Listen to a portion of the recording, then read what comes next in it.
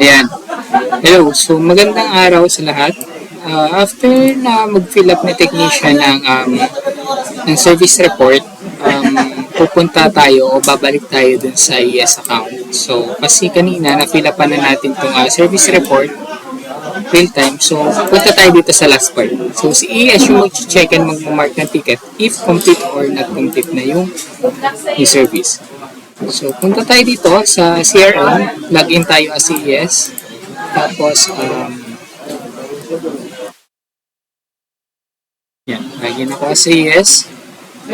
Pwede ko na i-check dito kung anong ticket yung kailangan ko i-close o i-check.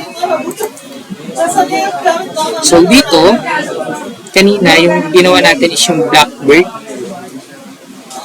Yan. So, hanapin ko lang dito. Pwede ako mag-search dito. Input ko lang yung ticket number na natapos. Yan. Dito sa ticket number, pwede ko i-type tapos retrieve. Or, pwede ko rin naman siyang hanapin dito. Click ko lang itong calls, itong audit. Yan. So, ito yung call type. Ayan yung audit. Click lang natin ito kulay. So, pagkatapos niyan, yan, makikita ko yung mga galaw na ginawa, yung mga activity log. So dito, ma-check ko yung currently yung document natin, yung service report natin is active pa. So click lang natin itong view service report, itong magnifying glass na nasa gilid. Tapos pwede na natin i-review kung ano yung service code, GR number, JCC number, yan. So ito yung finill up ng mga technician natin kanina. Kung sakaling okay ka na dito sa mga finill up niya, pwede mo i-complete. Or kung halimbawa, merong mali na mga time in o time out sila sa dito, pwede nating i-edit to as ES.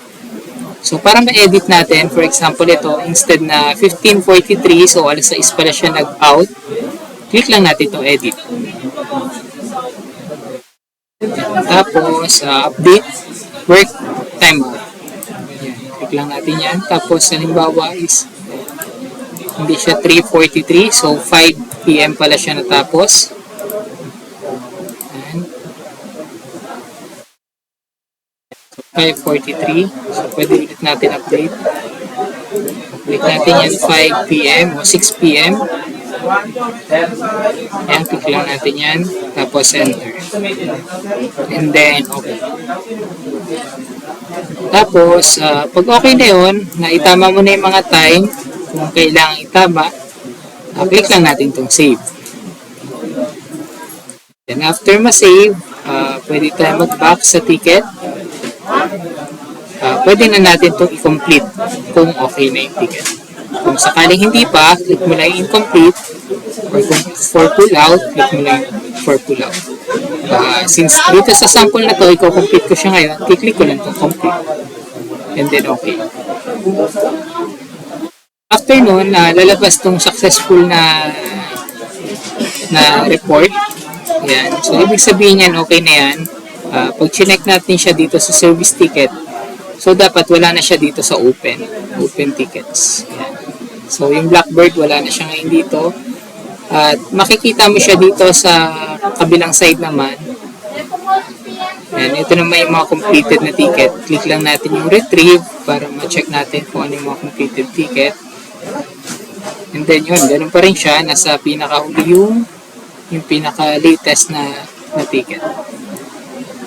Yan, check natin kung nandito na siya.